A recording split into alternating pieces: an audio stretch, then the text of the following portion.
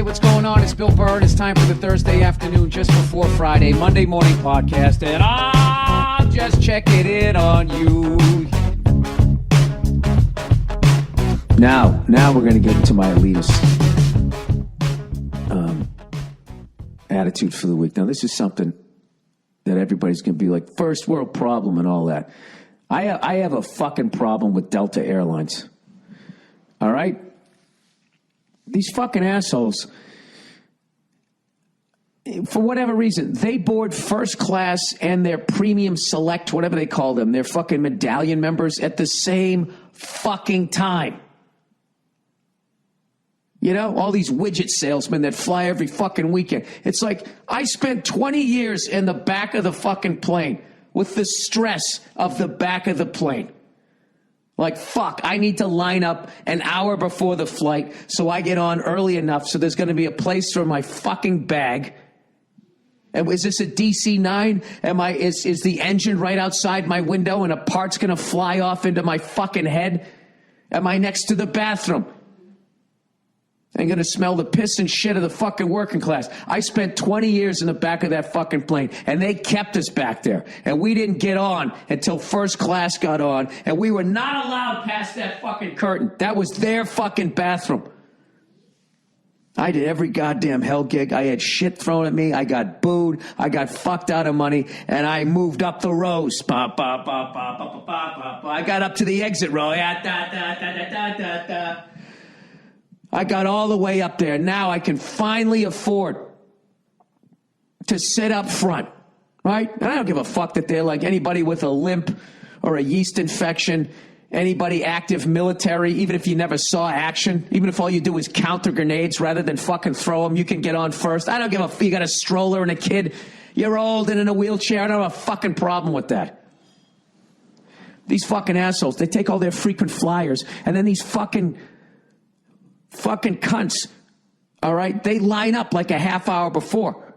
So I'm like, where's the first class line? They go, it's right here. I look back, I'm like 40th in fucking line. And now I got the anxiety again. That is not first class. First class is you walk on without a fucking care in the world. That's what I paid for. I walk on without a care in the world, and you pretend that I'm better than the people behind me. That is what I'm paying for, and that is not the experience you get on Delta Airlines. All of these fucking people just fucking... Why can't you just board first class and 2 seconds later have those fucking premium cunts? They line up like a half hour before. Now I got to stand up. I don't even use frequent flyer. I pay full price for the fucking ticket because I can't figure out how to do the fucking... I don't even want to figure it. I want to figure out, you know, how many fucking miles I have with you assholes. What is the ticket price? Here you go. The way a guy shops. I'm not waiting for the sale. I need pants. Those are pants. What are they? Here this is. Give them to me. So I fucking get on the plane, and I get on the plane, and all the first class fucking bins are taken. And I see one that's like fucking 2 rows behind me. And I feel that fucking anxiety. That fucking anxiety that gave me the drive to get up to the front of the fucking plane. And then I'm sitting there, right? I finally fucking sit down on all of this shit, right? And I know you guys are like, Bill, quit your fucking whining. Fuck you is what I say. And I'll say it again. Fuck you. All right? Don't call it fucking first class, and don't charge me for first. I want a first class experience. You know? So many people sit in the back of the plane. Let's say you went on Wheel of Fortune and you solved a fucking puzzle. All right, and they said that they were going to give you first-class accommodations in Laughlin, Nevada. All right? Well, if you came walking into the hotel and you didn't get to go to VIP check-in, you still just stand in line with all these flip-flop wearing fucking overeating jackasses. Is that the first-class experience? You know what I mean? They treated me like a $3 whore. You get a $3 whore, you're expecting a certain level of attitude. But when you get a $1,200 to $2,000 fucking call girl, she's supposed to pretend you're interesting and your stories are fascinating. That you're paying for the experience. I'm just letting you know that experience does not exist on Delta Airlines. You're going to get on the fucking plane with the first class seat that you fucking paid for with 40 other fucking people in front of you with their neck braces And they're fucking got all this the accoutrements they need because those poor bastards are still sitting in the back of the plane. Well, I paid good money. I paid good goddamn money for the fantasy that I am above those people. And I did not get that. And I hope Mr. and Mrs. Delta Airlines hear this fucking thing. And I hope they try to come at me with some sort of voucher, some sort of gift certificate for a brownie sundae the next time I go back to the Atlanta Jackson fucking airport. This is the thing. All this fucking waving in my arms, they're not going to fucking change it. They're not going to change it. And I'm still going to fly their fucking airline when I have to. Because I don't have any, I'm basically an American Airlines guy. You know, an American Airlines, when you fly first class, you get on with the first class people. You sit down, you're fucking fine. And you know what you are? You're an inspiration. You're an inspiration to the rest of those passengers that walk past you on American Airlines. They're looking at you going, look at that sickly, bald-looking, redheaded guy. If I work hard enough, someday I'll be him. Getting on the plane without a care in the fucking world. You fly Delta Airlines, you're getting on with those same fucking people, you know? Those people that are so fat, they got the crease in the back, like a toddler. You know, toddlers have those cute rolls of fat, you know what I mean? There's a certain level of fat that you get to. You should literally have your arms up, you know, the way a little baby walks. Why am I attacking fat people? You know what? I've traveled, I don't even know how many fucking miles I traveled. But let's put it this way. When I saw that George Clooney movie where he was trying to get 1 million miles, I wasn't impressed. All right? What that man was doing was pedestrian. Oh, and then you met the woman, you found out later she was married. Welcome to the fucking road, buddy. Am I supposed to feel bad for you with your full head of beautiful salt and pepper fucking hair? Hang on a second. Huh? Your villa in fucking Italy? Am I stalking him? All right, I want his life. Anyways, I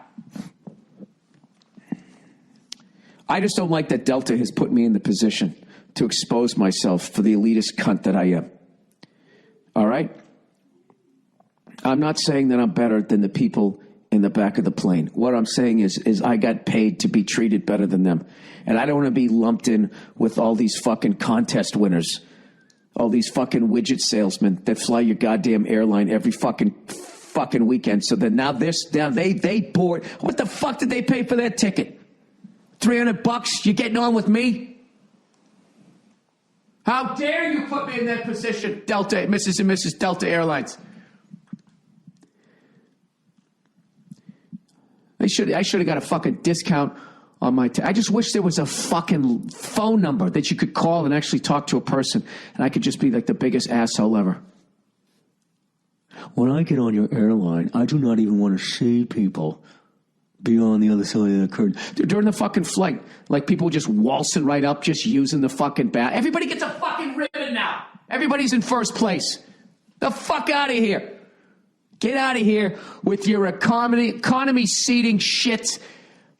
You take those in the back, buddy. You take that in the back. I don't want to listen to your fucking Cinnabon farts up here. Okay? This is first class. We have silverware.